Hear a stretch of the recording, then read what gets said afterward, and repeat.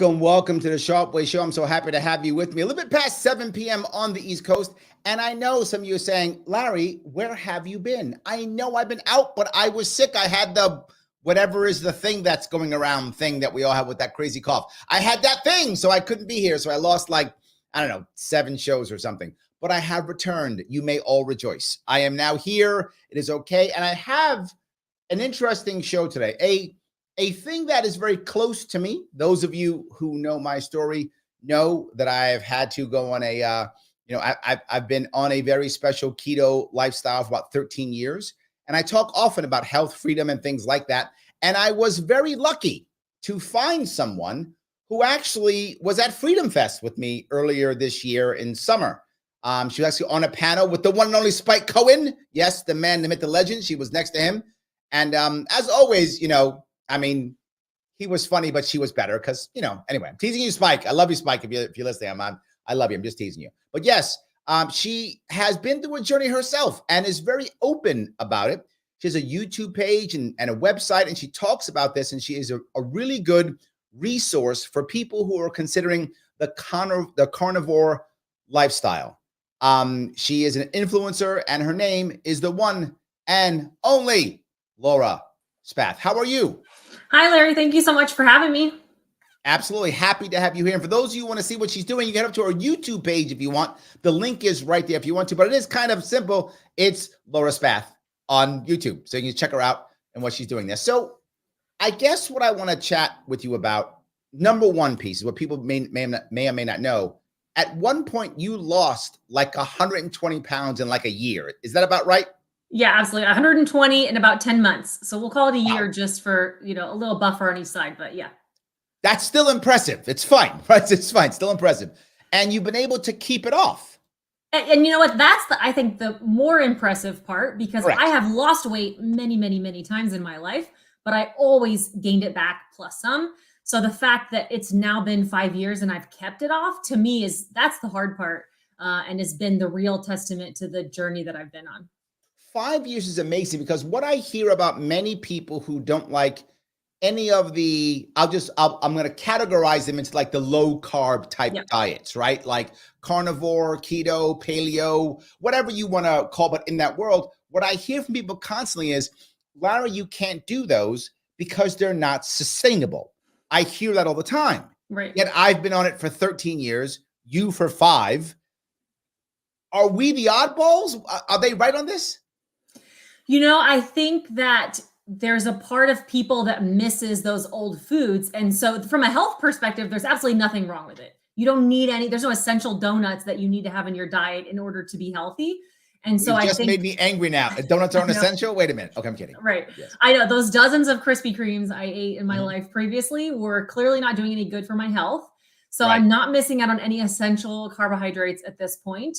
From a health perspective, there's nothing that prevents you from doing low carb, keto, carnivore as I do for forever. You're not missing out on anything. I think the harder part for people is the mental aspect and and the emotional connection that they have to food. And they just have a hard time sticking with it. I totally understand that aspect. And this is why I bring this up often. People want to say, Larry, why do you bring this stuff up sometimes? Because what I do for my daily life, right, is I'm a consultant, coach, trainer. And a lot of what I do is I train people to break habits, right? It's a common thing, right? Usually in leadership mode, right? I tend to be a corporate trainer with leaders, executives. That's my day-to-day job. And while diet and exercise aren't the same, they are. In one way is that they're habits, right? So you've got to begin to break habits, right? When I get mad, I yell at people. That's not because I'm a broken person. It's because that's what I know. Right. So I yell. And as a boss, that's usually a bad idea, right? So I'm going to break that habit. When I'm upset, I can't yell at people. I'm going to have terrible turnover. People are going to be upset at me. No one's going to tell me the truth, right? So I got to break that habit. This is kind of what you're talking about too, isn't it? Yeah, it's easy to stick to any type of extreme diet or protocol when everything's going well in your life. When Right. you can focus on the gym and you don't have any stress and you're not dealing with any emotional trauma or you're not dealing with any problems in your life, we're all pretty good at sticking to a diet for 30 days or so. But then inevitably, we live in the real world and financial troubles happen, marital troubles happen, life happens, your job is stressful, your kids are crazy, and something happens that triggers you. And we have been ingrained in our society to use food as an emotional tool for that. Food is pleasure, food is comfort, Yes. food makes me feel better. It's a literal endorphin high. It's a drug that we're using to make us feel better in that moment.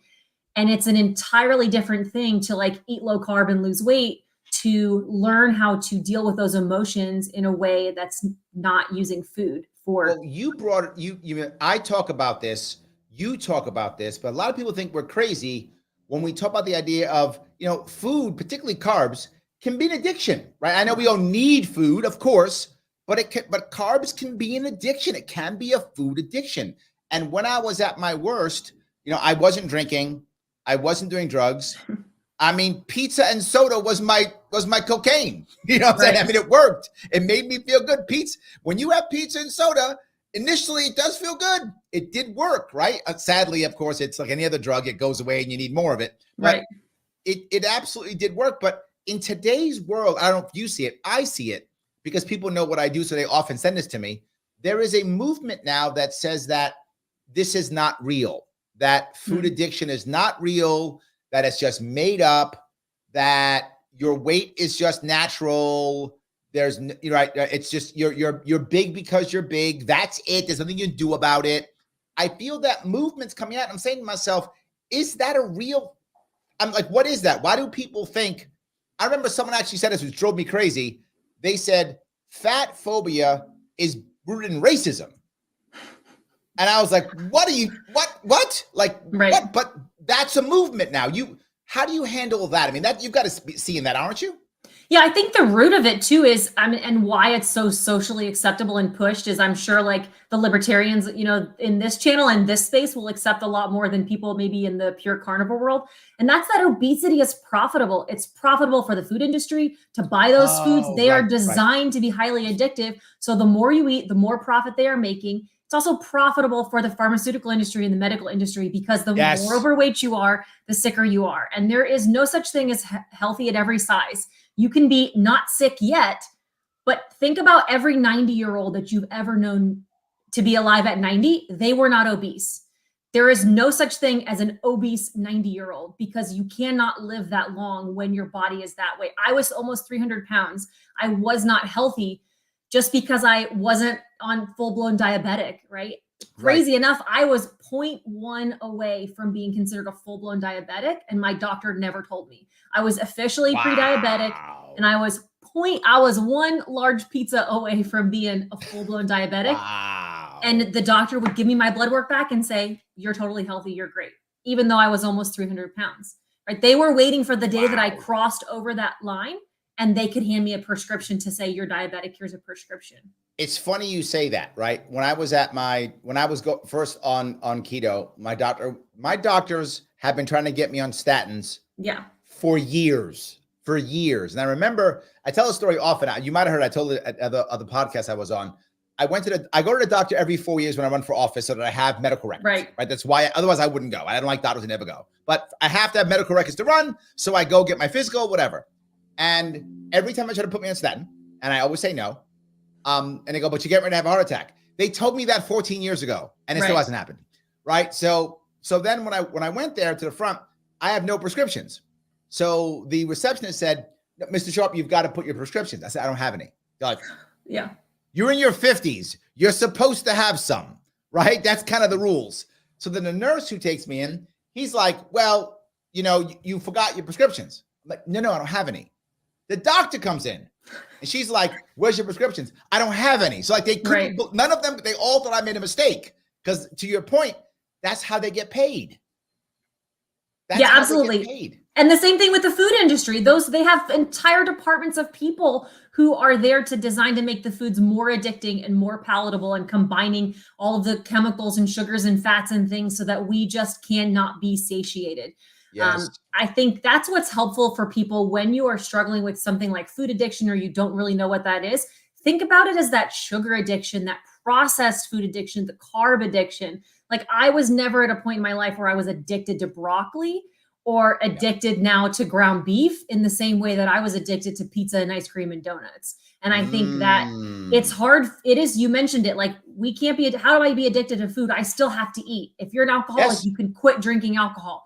But I can abstain completely from carbs and sugar and processed foods. And those are the foods that I was addicted to. It's not a steak and a perfectly grilled pork chop, right? Those are not things that cause me to binge. Now you're making me hungry. Reach for them. I know.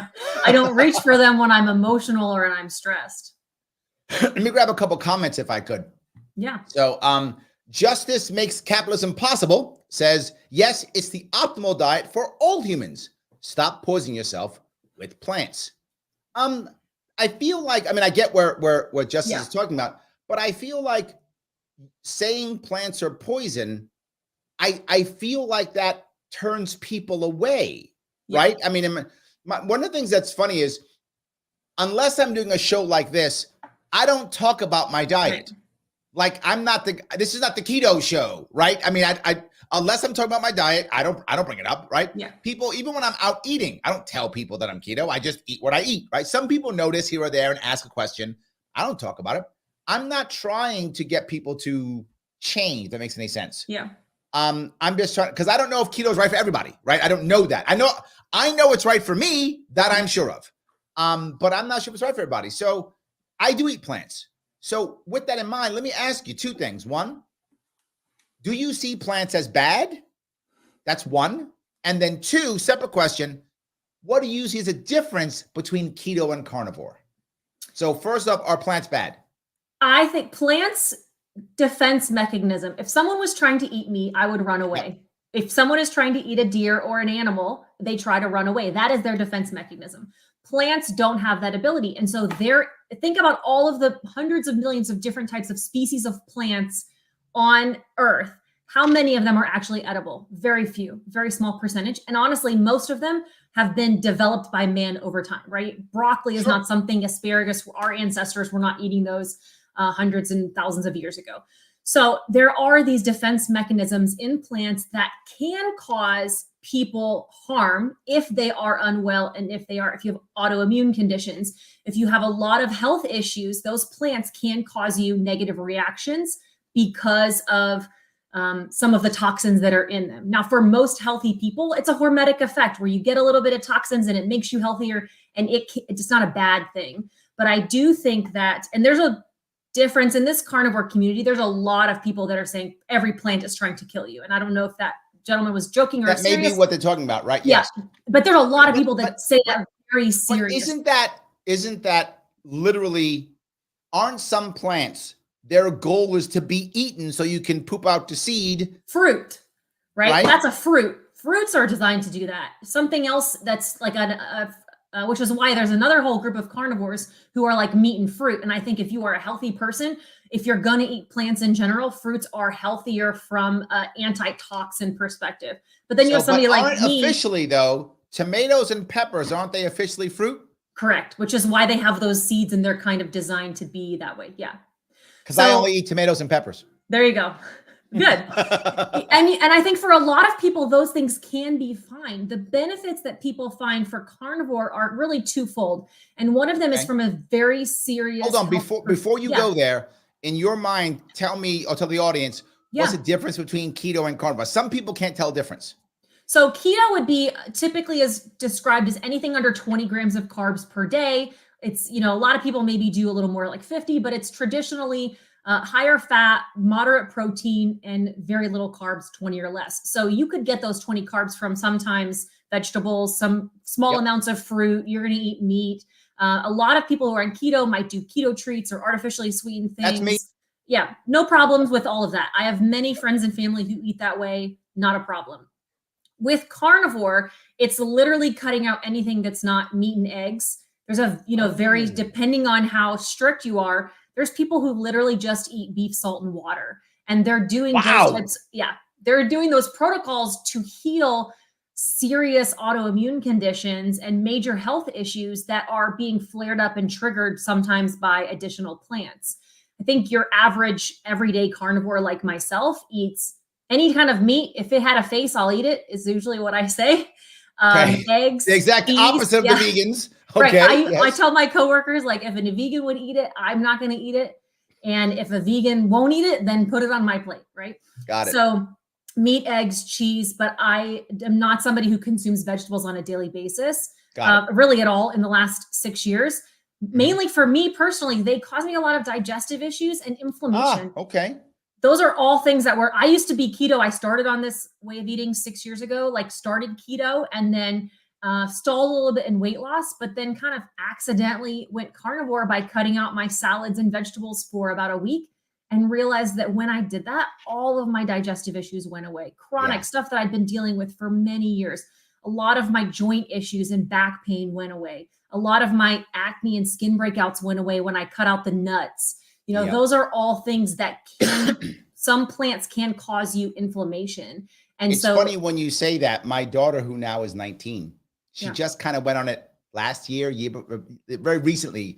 When she came back from college, she moved in with me and she's like, hey, I want to do keto like you, Dad. I said, okay, let's do it. Yeah. Lost weight, better health, happier, more energy, no more brain fog. She's doing better in college. It was like magic. I was like, wow. And what's funny is, this, if you don't kind of believe it and then all of a sudden believe it, you become like evangelical.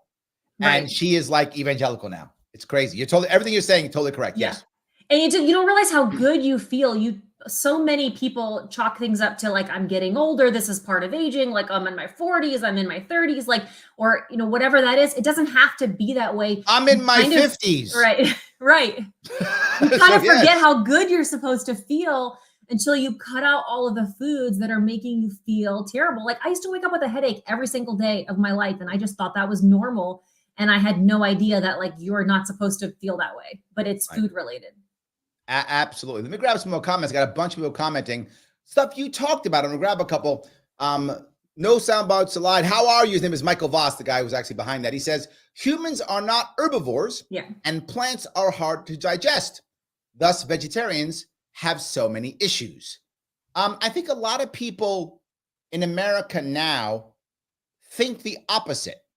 They have blamed meat for all the problems and not the vegetables. You two agree, obviously, and are going the opposite way. Yeah, I used to have, not to be graphic, but massive issues with constipation and digestive issues. And all what I was ever recommended by doctors and specialists for years and years was more fiber, more fiber, more fiber. But essentially what fiber is something your body cannot absorb. And it's literally giving you something to push out of your system because your body cannot utilize it for nutrient value. Meat is primarily water and it also has all of these nutrients that are bioavailable for you. So when I eat a steak, my body is absorbing all of these nutrients readily. It's designed to absorb all of the nutrients from meat. And then what's left over is water waste. And so most people who go carnivore are experiencing the opposite problem that I was experiencing, right? You think that this is a silly thing, but I get asked every day, how do you poop? And everybody who goes carnivore has the opposite problem of what you'd expect, is that your body has to learn how to not have all of this extra waste in it from these vegetables that you can't absorb. Funny you say that. People always tease me. My elimination is just fine, thank you. Yes. And I've been doing this for 13 years. I have no issues whatsoever. I'm fine in every way. So let me talk to my audience for a second. Guys, if you're liking what you're saying, seeing what you're hearing, do me a favor, click the like button. It does matter. Click that like button right now. It's how I get past all the algorithms. If you're watching this on Twitter, please retweet this. It does matter. Every little bit counts. If you can retweet, please do so. If you want to super chat me, you can support the show directly with a super chat if you're watching me on Larry Sharpe YouTube. But no matter what, Laura has been so good to us. Please follow her on YouTube. Subscribe to her channel. Watch her stuff. Check her out on YouTube. All of her other things. She has lots of them. She's got Instagram and all the things. If you go to either YouTube or Facebook, you will see all of her link trees all right there. Check out what she's doing. It really does matter. Let me grab a couple of comments if I can. A bunch more comments are popping in, and I want to grab some of these if I can. Let's see here. Andrea says, I'm on keto as well, lost 115 pounds. Wow. That's awesome. Congratulations, Andrea. I thought I was good. You guys made me look bad. I lost like 40 pounds, and you guys are like, chump. So you guys are great. I love this. This is amazing. So, all right. Let's see here. The Scientific Libertarian says, this isn't that raw meat nonsense, is it? Salmonella and Listeria don't care how many push-ups you did. Is this a raw meat thing? Is that part of keto? Is raw meat like just so you know, myself, I like all of my meat and eggs cooked very lightly. I have eggs, my breakfast every day, and it has been for literally years, is bacon and eggs. The same thing every day in the morning. And I very lightly cooked eggs, very lightly cooked bacon. Every day is what I have. And usually I eat vegetables, so I have some form of salad and meat for dinner. I usually eat twice a day. That's all I usually eat. And I probably drink too much coffee. That's probably a bad thing. I probably shouldn't do that. Right. But that's where I am. I don't eat raw meat, but my mom did. I don't. Is this a raw meat thing at all? I do not eat raw meat. That would not sound very appealing to me. And that's kind of why I love carnivore so much, is because the food is so good. But with every community of people who are eating a certain way or living a certain lifestyle, there's always the extremes. And so there are people in carnivore who do raw meat. I think the main issue from a bacterial perspective, as that person mentioned, is like, where's your meat coming from? Is it sourced? I think all of those things. Has it been blade tenderized? Things that could introduce bacteria to your meat, you would need to be careful of. I have no interest in eating raw meat or raw eggs and those types of things. I like them a good rare, but that's where I'm at. I think though there's probably a YouTube video for people out there talking about the benefits of raw meat over cooked meat, but like I have no, if I had to eat raw meat full time, I'd go back to eating pizza and just decide I would be fat and miserable. So there's a certain breaking point for me where obviously health is the goal, but from someone who came from such a food addict background, I do need things to taste good and I need to enjoy them, which is why eating a steak is so enjoyable for me. Got it. That makes total sense. I like that. Let me grab a couple more comments if I can here. Again, a lot of people are commenting. I'm going to grab some cool ones. I do like that meat one. That was kind of cool. Yeah. Mike again goes on to say he's been doing it since he was 16. In 1884, I think he means 1984. I don't think he's like 150. So I think he means 19, but that's fine. Probably see, he typed in 1984 and the book came. So he was like, I hate that book. Yeah. So that was mental. That's what it was. Love it. Yes, I just thought that was kind of funny. But Joe brings up something that you also bring up too. Fasting. Joe says he does 18-6 fasting. And for those of you who don't know what that is, that's intermittent fasting, different type of fasting, one type of fasting. And what that means is you don't eat for 18 hours and all your calories are taken in within 6 hours. And the goal is to get you into autophagy, which allows you to kind of rebuild. But you've gone even further. You've talked about like 48-hour fasting. Yeah. So let me ask, what are your opinion on both of those? What's your opinion on intermittent and what's your opinion on the longer 2-day fastings? I think they both can be very beneficial, especially in reversing obesity, insulin resistance, reversing diabetes, and just losing weight in general. And they have a tremendous healing benefits. Like autophagy is a great concept of your body kind of eating out all of those bad toxic cells in your body and then creating new ones. So fasting is tremendous. But like I said, with the raw meat stuff, there are people who take it too far. And I think that there are people who are trying to see who can get the longest fast. They're doing these, if a lot of women in this community do these rolling 48-hour fast, which is where they fast for 48 hours. They eat a tremendous amount. They go 48 hours, they eat, they do 48, like over and over and over again. Wow. And what happens over time is like, if you fast one time when you've been eating an adequate amount, your body's like trucking along, you're getting adequate nutrients and calories, and you fast for a day, great, no big deal. My metabolism's not going to slow down. My body's not going to shut down because I'm getting adequate calories. Like, whoop, we just lost a little weight, no problem. But when you are fasting in these extreme ways every day, or if you are fasting to the point that your body is not being adequately getting enough nutrients during the day, then over time, your metabolism is going to slow down because you're under eating chronically. So I'm a huge fan of fasting. I am not a fan of under eating consistently. And so like my husband eats 1 meal a day. He does a 24-hour fast every day. He sits down to 2 pounds of steak. OMAD, a big old cutting board. Yeah. And eats 1 meal, loves it. I would love to do that, but I can't eat enough in one sitting to be able to give myself all of the protein and calories that I would need to have proper healthy muscles and hair and hormones. So I have to break things up a little bit. So I think fasting is amazing. You just have to make sure that in your meal window, you're actually eating enough to continue to have a healthy functioning body. Let me grab a couple more comments. Andrea goes on to say 2.5 years and going very sustainable for me as well. Beef does a body good and keeps you full and glucose stable. So you have some fans here for sure. Yes, absolutely. Fantastic, Andrea. Joel says the climate crisis mob want to end meat farming. Let me walk down that road if I could for a second. I'm sure people are either not happy with your channel or giving you, bad comments or something. Yeah. I get it often that being keto or being carnivore or paleo or any of these is selfish. It's terrible for the planet. Right.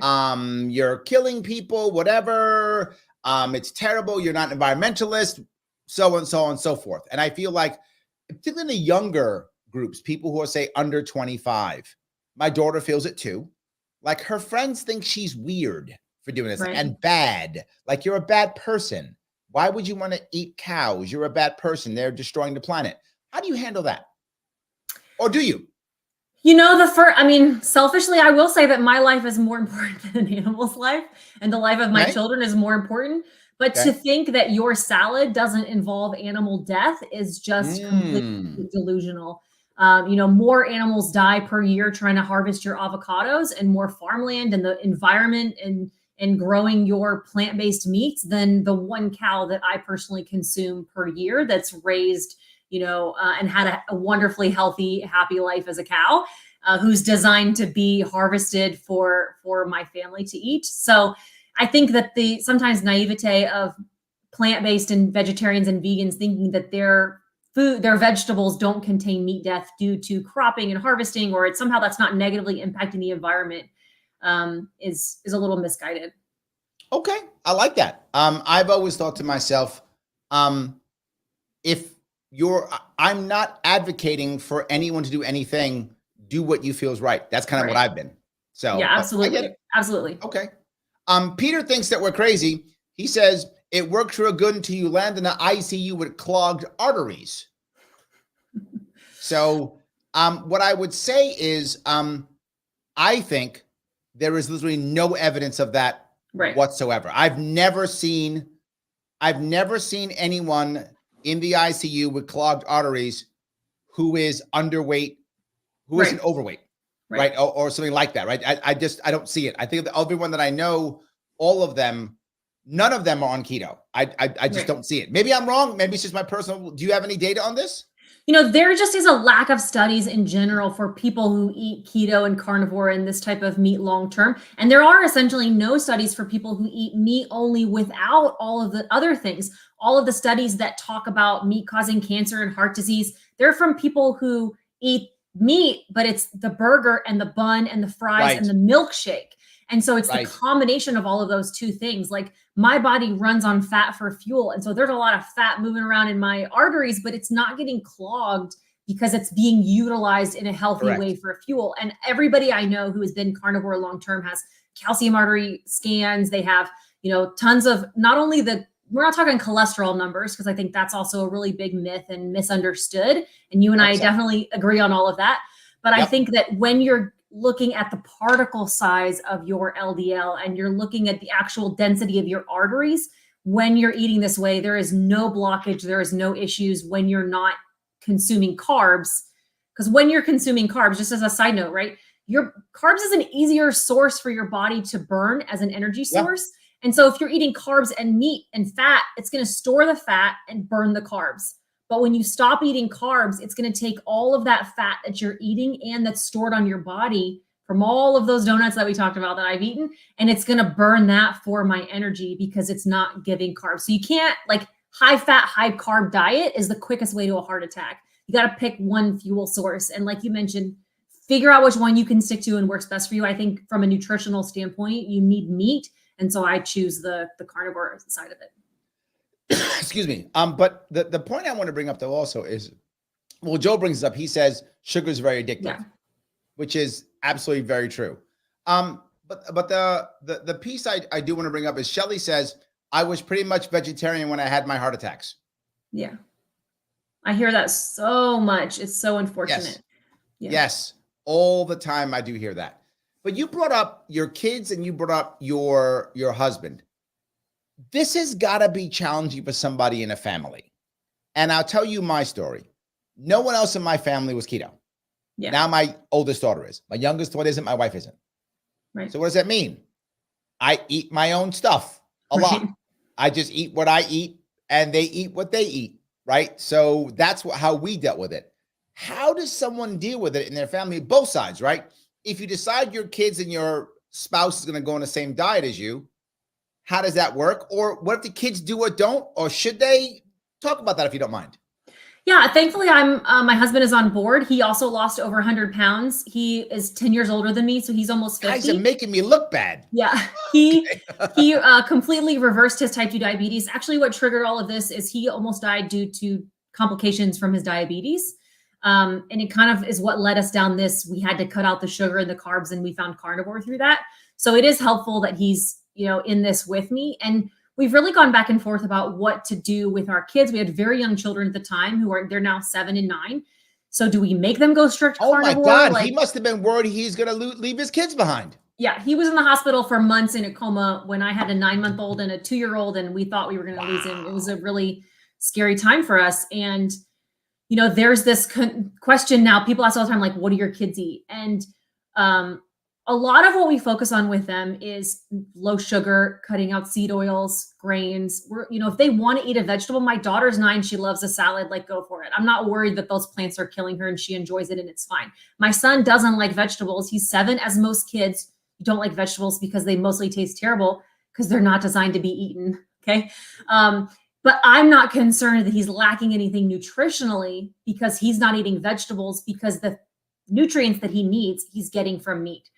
And so honestly, I'm just trying to prevent them from dealing with the same addictiveness with food that I did. They eat 3 meals a day, but they don't eat snacks all day. There is 0 kids. I'm sorry. I don't care how much you're growing and what you think. No kids need snacks all day long. And if you're telling, so many parents are saying, I can't get my kids to eat meat. Like, did they eat goldfish at 2 p.m?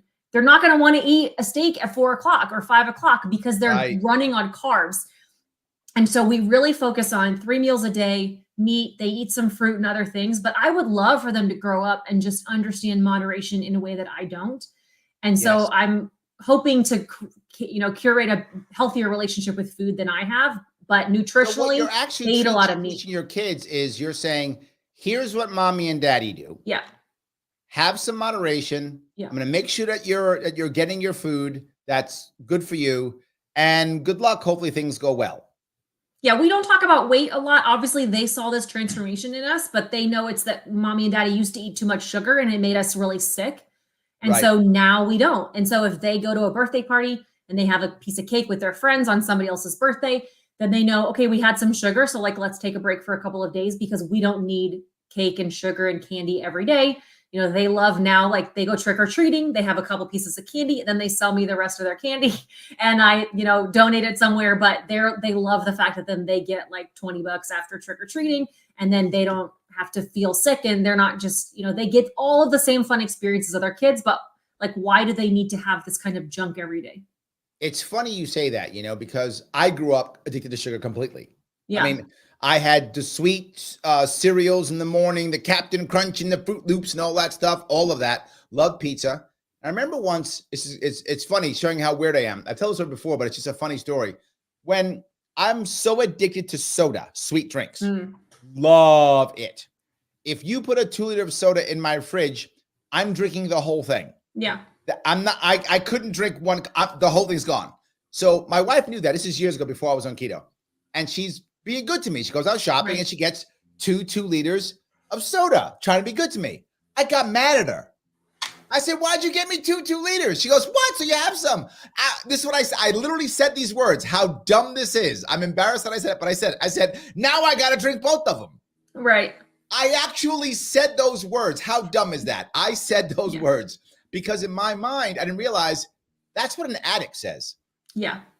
And I was an addict. So I was like, now you gave me all that drug. Now I got to do all the drugs, right? So literally. And I think that was part of the reason I realized I had to stop. Yeah, right? I'm the same way with something like peanut butter. I thought, oh, I have a spoonful of peanut butter. A spoonful of peanut butter is not that big of a deal. But the next thing you know, I'm like literally hiding in the pantry and I just ate the whole jar. Like it's a problem. And I think the other extreme, like I grew up on a farm in the middle of Indiana and I had vegetables that we grew and potatoes and we had deer that my dad killed. And like my mom made homemade bread and I was never allowed to have like cookies or soda. We got a box of sugar cereal on our birthday and that was like a really big thing. But then I went to college and moved across the street from a Taco Bell.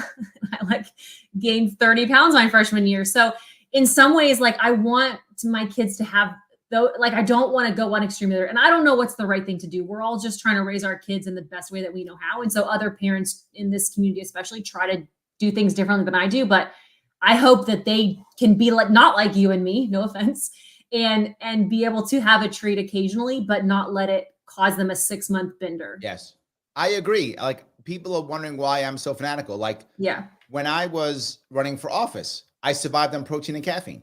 Right. I didn't break. People said, why? Because I know who I am. I break once. I'm 300 pounds. So I would like to not do that. So I don't. I'm actually very fanatical in my lifestyle. I don't even call it a diet. It's a lifestyle. Right. It's what I do. That's the biggest thing. You can't just change the food that you're eating and expect the rest of your life to change. This is why we were able to lose weight for a short period of time, but you always gain it back is because your lifestyle didn't change. And everything has had to change. The way that I approach my day and my food and all of these things. And that seems very overwhelming for people. So much so the fact that so many people don't start because they're like, I can't change everything all at once. And you can't. You have to pick one little thing to change at a time. And then the next thing you know, a year goes by so fast. But if you're able to just make these really small changes that I promise you, they will add up over time. And my life now is almost unrecognizable from what it was 6 years ago. But if you had told me that 6 years ago, I would have given up before I got started because I wouldn't have felt like I could have made this radical of a change in my life. Absolutely. And I'm going to talk to my audience again. Guys, if you like what you're hearing, click the like button. I know I bugged you, but please do it. It does matter. If you're watching on Twitter, please retweet this or repost it, re-exit, whatever is the thing you do now. I don't care. Just redo it, whatever that thing is. If you're watching on YouTube, of course, you can always click that like and subscribe. Damn you, subscribe. That also, and of course, you can always super chat me if you like. But regardless of what you choose to do or not, please do me a favor. Follow this woman who's sitting here giving us all this cool info, being so nice to us, showing us some love. Show her some love too. Follow her on YouTube if you would, right there at Laura Spath right there. If you want to do that, that'd be awesome. And of course, all of her information is in the show description on both YouTube and on Facebook. So I want to go to another piece of what you mentioned, which is, you know, you mentioned having cake or something like that. That's got to be emotional, right? I mean, we have that, right? If I'm going to a party, a birthday party, well, I got to have cake, right? Or if I did something awesome, well, we got to go out to dinner and have dessert, right? And it's not like I need it, but I feel like I have to, right? This is, Philip says this. He says, I did it for 2 years. Best I've ever felt or looked. It's a challenge socially. I'm hoping to get back on it soon. I think Phil is right. And how do you handle, you know, social stuff? Why aren't you having cake, Laura? You don't like my cake, right? How do you handle that? I will say most of the time people don't notice, and you probably realize this eating out, most people aren't going to notice what you're eating as much as you think they are because they're kind of absorbed with themselves in that moment. So most of the time you can usually go by undetected, but you know, I have eaten enough cake just because it was a random Tuesday that I don't need it now. I try to find other ways to enjoy special things. And, you know, like now it's kind of known that this is what I do and it makes it easier. But you know, to celebrate special occasions, I have special treats that I give, special steaks that I'll buy, or we have Christmas coming up. We're going to do steaks and crab legs on Christmas. And that's a really fun treat for us. It was the first year that we didn't have our traditional Christmas cookies and all of those treats was really sad. And there's a grieving process, I think, that you have to go through for that. But now I look forward every year to the fact that we're going to have fancy steaks and crab legs and some fried cheese, like on Christmas Day. Like that's a really fun, special thing that you can create those new traditions. And going out publicly, like I'll just sometimes eat before I go. Usually if you're just like holding something and drinking and keep moving, nobody's really going to notice what's going on. But my biggest motivation for myself, or kind of trick that I use, is just to tell myself that that's going to be there later. It'll be there tomorrow. Like you don't need it for today. I still can't say I'll never eat those foods ever again, because that scarcity in me is like, wait, okay, I need to binge it now because I can never have this again the rest of my life. I'll better binge. So I constantly am telling myself, just later, it'll be there tomorrow. You can have it next Christmas. Like all of those specialty holiday treats you only see once a year, like they'll be there next year. And I kind of get myself through because it's that addict in me that knows I can't handle having it once. But I think most people nowadays, I don't usually go into like, I'm a carnivore and I only eat meat and vegetables or killing. Like I just kind of say like, oh no, thanks. I'm good. I'm full, or I'm doing low sugar. I don't eat, I try to not eat a lot of sugar. And I just really, most people are respectful of that. Or, I mean, you know what, it's your crazy Aunt Sue or your family members who made this cake. They're the ones who notice the most and push it the hardest on you. And usually that's just some type of projection from them emotionally because they're unhealthy and they can't moderate it. And they're feeling guilty that they're eating it. So then they want you to do it too. It's an emotional thing where all that comes from.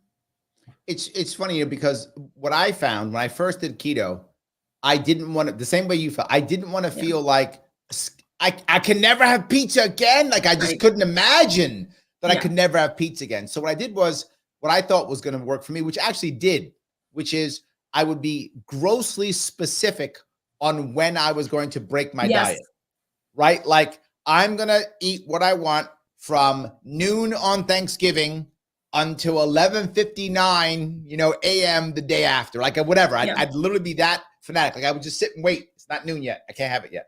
Like just literally can't have it. It's noon. Eat what I want. The first time I did that, I binged. I was like, I need all of the food. Like give me everything. But by the second or third time that I did it, I didn't have to anymore because I knew that if I wanted to, I could. Yeah. Right. So I think that, and now it's funny. Now it's been 13 years. Literally my taste buds have changed. Right. So things that I used to think were good now to me are too sweet or too much. It tastes like plastic. Some of those processed foods you used to eat before, and now they just taste like plastic. 100%. It has really changed my taste buds. Like I used to love sweet breakfast cereals with milk. I used to love that stuff. Yeah. Now you'd have to pay me to eat it now. Like you have to give me money to eat it now. And I used to love it. My taste buds actually changed. And now even during Christmas, Thanksgiving, I don't rush. My daughter for the first time wanted to have a keto Thanksgiving. And we did. And I'd never had one before, but I didn't care. I didn't miss it. But again, I know that if I wanted to, I could, right? But I don't want to anymore. I think after time, there has been a change in my own taste buds. I think that's absolutely true. Yes. Yeah, absolutely. And I think I just know too, like I want to be healthier and I want to feel good. And eventually you have to find a way to have that be a bigger priority. Like I'm trying to figure out what am I looking forward to at Christmas, and all the things that are exciting for me that are non-food related, the time that I'm spending with my family and my kids and all of our little fun non-food traditions, rather than focusing on all of the things that I'm missing out on. And it's really an entire mindset shift, but it's something that you can change by intentionally practicing it. Well, it's something else I realized, being keto for so long, when I do a carb overload, I feel like garbage. Yeah. Like I feel like someone punched me in the stomach and like someone's on top of me going, don't move. Like I feel terrible afterwards. So in my mind, I'm like, do I like that food enough? Like, is it really like, it's really got to be something I really like for me to break on this. It can't just be, oh, there's bread. Nope. It's got to be like the best of the thing that I can't get every week. Then maybe. So I think even that has changed how I think about it. So I want to grab what Dee says. Dee says, there's a few food documentaries that every American should watch. So you see what government food, the government does to our food. Food Inc., Forks Over Knives, Fed Up, and Fast Food Nation. Do you know any of these? So I actually went vegan for a year after watching Forks Over Knives. And by the end of that year, I had lost 50 pounds, but my hair was falling out, my hormones were tanking, and I was extremely unhealthy. And I was eating 6 times a day, spending all of my days off meal prepping. It was so expensive. It was so much work, and my health rapidly declined. But I thought, I watched this movie and they said, this is what you should do. So it's just wild how we see, 80% of vegans go back to eating meat because yes, sustain that. Yes. Because your body is not getting enough nutrients. And the funny thing is they always say carnivore is unsustainable, but in reality, veganism is. And you know what? If you pick one food on the whole planet, that if somebody ate this one food in its entirety for the rest of their lives where they wouldn't die, and beef is the only one of those foods that you could eat forever. Wouldn't it be organ meat? That's definitely debatable in this community. I think there's some benefits from organ meat, but there's also other toxins that can build up into it. And so I think just your standard red meat is, if you were to eat only beef liver, you would end up getting overloaded with some of the toxins that are in there. Oh, got it. Small amount is fine, but a large amount is too much. So just a regular standard old steak, you could live on that forever. But vegans have to supplement. And if somebody wants to eat vegan, I don't care what you do, right? But they have to supplement things very specifically. 100%. And on a carnivore diet, most people are not supplementing anything. I think if you want to eat some plants, you can do whatever you want, but you don't need to eat them for a nutritional basis or for your health. So Joel brings up an important point. He says, I was told if I go on a keto diet, I could eat all the bacon I want. That was a lie, because I can't afford all the bacon that I want. Now he's joking, but he's not. Right. Keto and carnivore, this can be expensive in theory, right? I mean, isn't this an issue of expense or no? It is if you're comparing spaghetti to steak. Sure, a steak is way more expensive than a spaghetti. But think about, you naturally don't eat as often in the day. I used to spend more money on Ben & Jerry's than I now spend on steak. We're not eating the side dishes. We're not eating desserts. We're not drinking the sodas. You are not consuming all of the other things. If I look at week over week, especially with my husband and I, both 300 pounds and both eating so much snacks and processed food and desserts and just side dishes, we were spending way more money before on food than we are now. And we eat predominantly steaks and some chicken and pork and other things. Like, you can make this way of eating very sustainable. If you think about eating only steaks, it's very expensive, but we do steaks and chicken, pork, ground beef, eggs. Those are all things that can really balance out the budget. And it's, for most people, after they've been doing it for a few weeks or a couple of months, they realize how much money they're saving by not throwing away the vegetables that go rotten in their fridge constantly, and all of the side dishes and desserts and other things. Like, we eat out way less also, and eating out is so that I expensive. noticed tremendously. You bring that up. I hardly ever eat out anymore. Right. You're totally correct. I make almost all my own food. Yep. I cook twice a day. And I only eat 2 meals a day. I don't eat 3 meals a day anymore. I used to eat 3 meals a day. Now I'm not hungry. So I only eat 2 meals a day. I used to stop at the gas station on my way to the office every morning and first of all, I go to Chick-fil-A and get breakfast.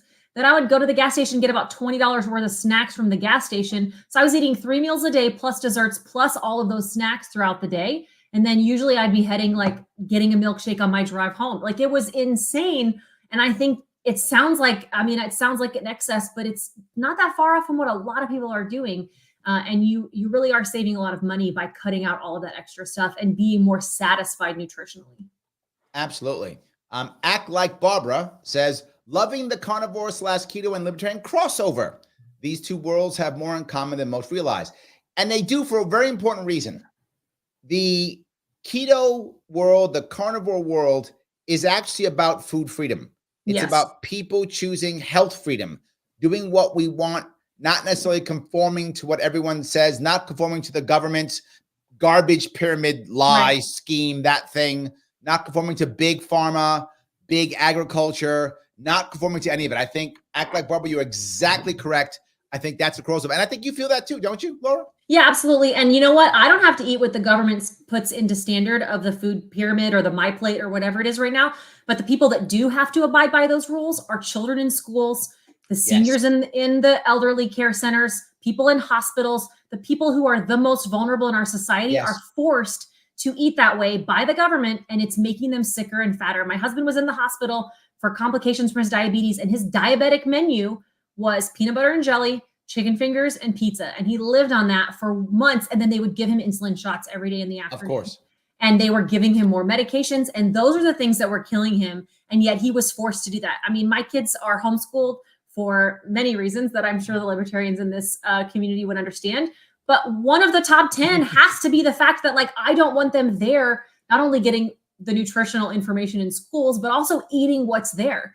You know, before we started homeschooling, my daughter had gone to public kindergarten, and we would feed her bacon and eggs at home for breakfast. She would go to school, and without our knowledge, they were giving her donuts and muffins and bagels every morning.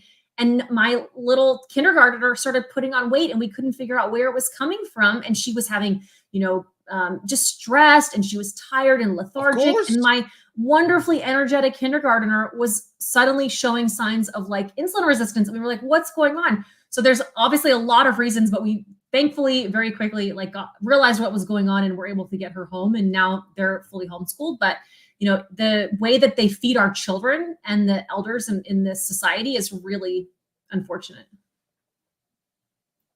Sorry, absolutely correct. Dee wants to bring up, I would like to know her thought on all the antibiotics that get injected at these factory farms. Do you have any view on it? The problem obviously with going carnivore is you also have to pick and select what meat you're going to eat, right? And many of these meats you're going to eat are going to come from factory farms unless you search and look and whatever. Right. How do you handle that? And what do you think about this? I am definitely not a purist in the carnivore community because I'm a normal person. I work a normal job. Like I shop at the regular grocery store. We go to Costco. So like there are a lot of purists who would disagree with me, but I think that, you know, if I've spoken with a lot of ranchers and talked about this topic with them, they're not just going around injecting. Hormones are expensive. Antibiotics are expensive in cattle. They're not utilizing those things just proactively for no reason. They're using it for a necessary reason, but also those things are out of the animal's system by the time they're harvested, by the time that it's at your door.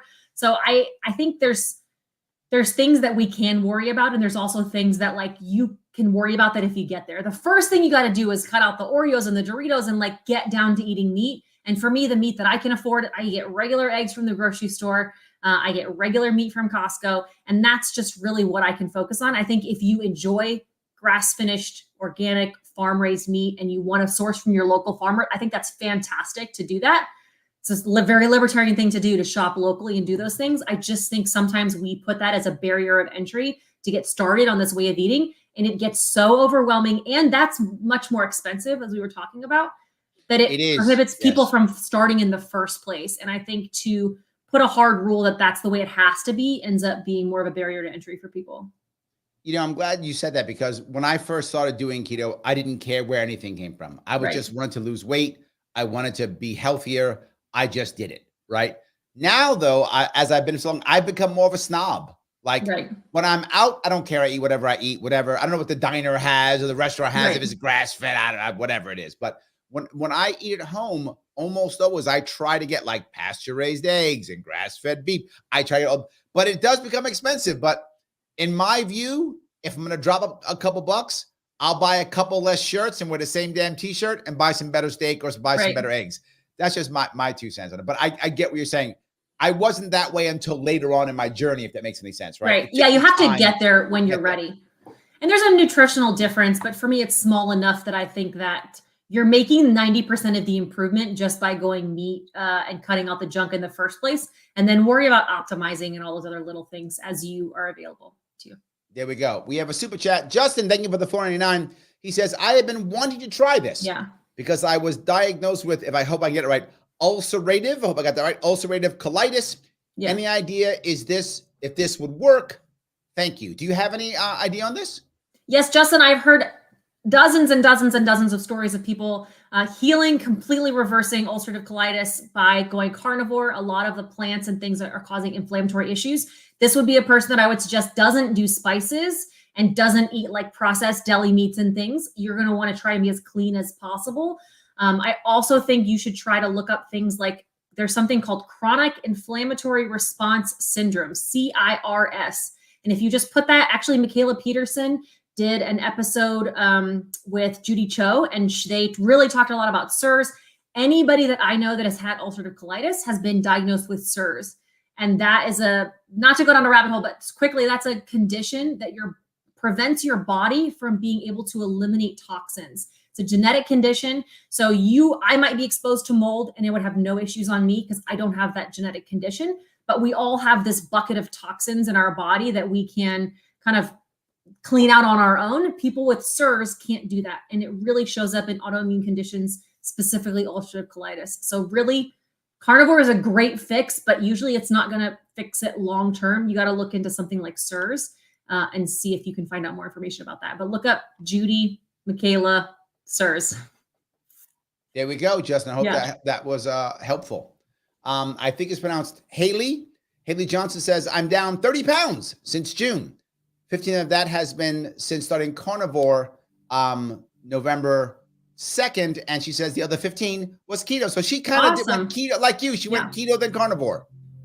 And you know what? Keto is a great place to start for a lot of people. And it was for me because you can eat more stuff and you have a little more excuses of things. But I think over time, a lot of us find we have to cut out a lot of especially now, when you started keto 13 years ago, you couldn't walk down the aisles in the grocery store and every other package was labeled keto friendly when we both know that it's not. And Correct. So we got started earlier. I had to deal with like Quest bars and low carb tortillas, but that was kind of it that was around for me 6 years ago. But over time, I had to cut those out in order to lose weight. And then I felt so much better. And I'll tell you with expenses, buying those replacement foods and the keto-fied versions of foods, that's what gets expensive. It's not buying a carton of eggs. It's buying your keto ice cream. Have you ever eaten egg wraps? Yes. Yes. They're delicious. Yeah. But they're like $1.50 each. Yeah. Like but you can make your own. Larry, you're probably too busy and too cool for it, but you could make your own very easily, or like take a protein powder and some eggs and you can make your own crepe like I do that sometimes where I'll make like a taco, but you can make it out of like a protein powder pancake. God, maybe I should do that because my kids love those are expensive. Yeah. They're like $1.50 for one wrap. Yeah, the cheese wraps too. Yes, yes. All right, so you're right. So I myself thinking maybe I should do that. So yes, David says you're actually eating less because you're eating more filling foods. Ooh, maybe what I see in that in myself is I am far less hungry now that I'm keto than I was before. I was hungry often. Like I wake up in the morning, I don't feel a need to eat until hours later, right? I mean, I'm not as hungry. And one thing I also started doing, this was years ago, when I first started doing this, when I couldn't find keto, right? Because again, I did this 13 years ago. It wasn't very easy to find. Right. I would go, I guess I'll just eat regular now. And I would just break and just do it. Yeah. At one point I said, I'm just not going to eat. And what I found is I was eating because it was the time to eat, not because I was actually hungry. So once I decided to not eat, I realized, oh, I'm not really hungry. I was eating because it's the time to eat.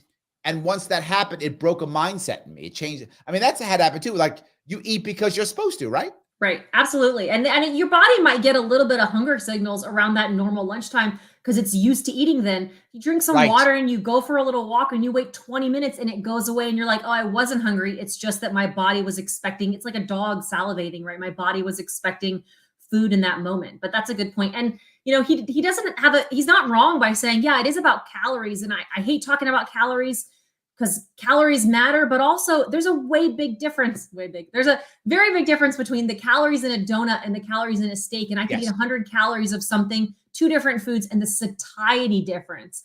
That's the part that we don't realize. Like, yeah, you can lose weight just by cutting calories, but you're going to be miserable because you're not going to be satisfied. And so that's where I think the longevity element comes in with keto and carnivore is you're really not emotionally and physically hungry all the time. And that helps a lot of people. All righty. I want to go another comment. This is Kelly. She says, this is so timely. I just started carnivore 2 weeks ago for both weight loss and autoimmune disorders. Yeah. Is autoimmune another big deal, right? Yeah. And that's where sometimes those plants can cause flare-ups for people. Anybody who's dealing with autoimmune conditions can see improvement by cutting those things out and treating, whether or not you're carnivore for the rest of your life, you at least can treat it like an elimination diet to say, which of these foods am I eating you go carnivore for 90 days and you add those nuts back in, I guarantee you'll have some type of negative reaction because nuts are really so inflammatory.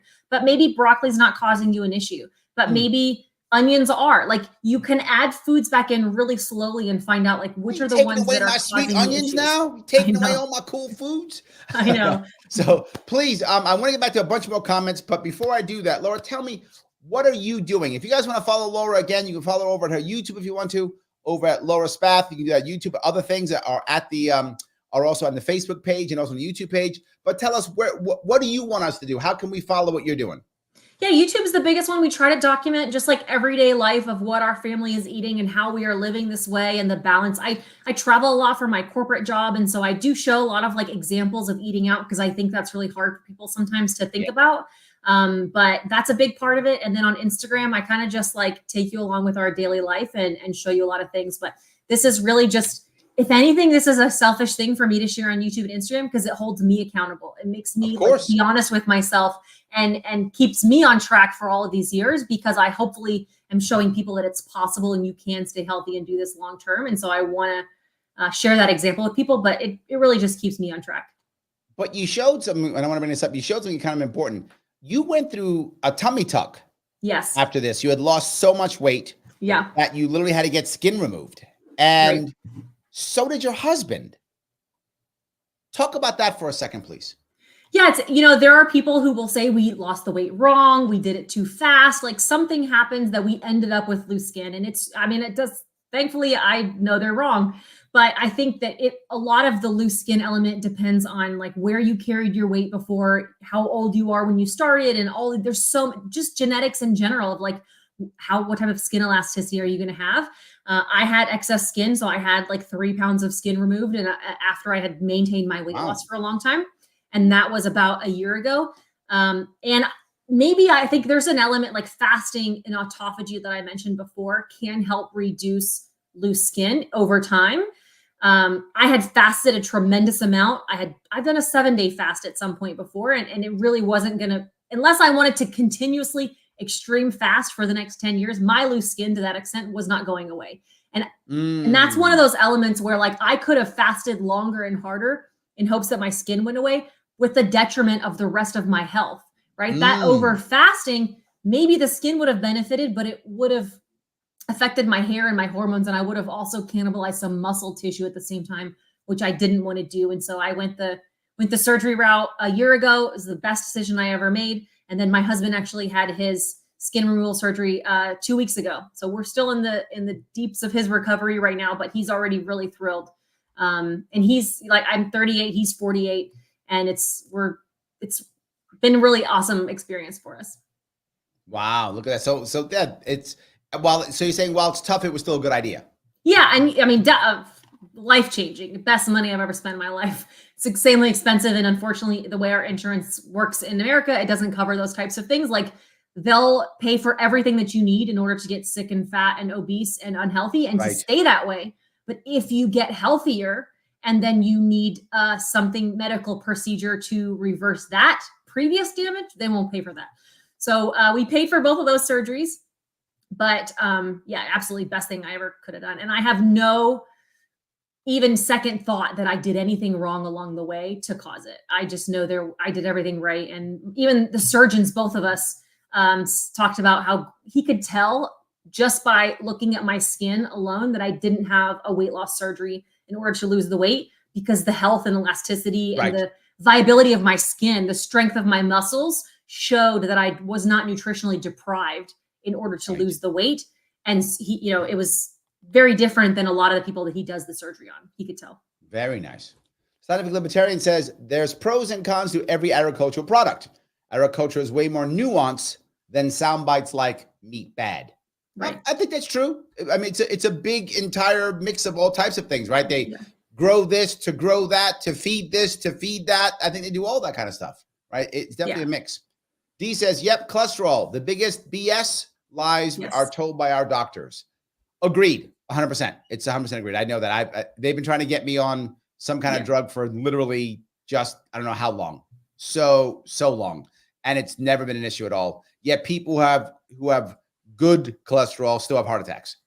Yeah. And women, especially, I think it's just, I know cholesterol in general is a big lie, but women especially need cholesterol in order to have healthy hormones. Our hormones function properly based on fat. And it's also, I truly believe, this low cholesterol movement and so many women eating margarine and salads and oil-based dressings is why we have such a problem with menopause and Hashimoto's and thyroid issues in our society. And that women's hormones, and they need exogenous hormones as we age and go through menopause. My mom, just as a side note, is 66 and she's been carnivore now, and she reversed her diabetes completely. She was off all of her shots and her medication. She has Hashimoto's and has really stabilized it and normalized it, like in her 60s.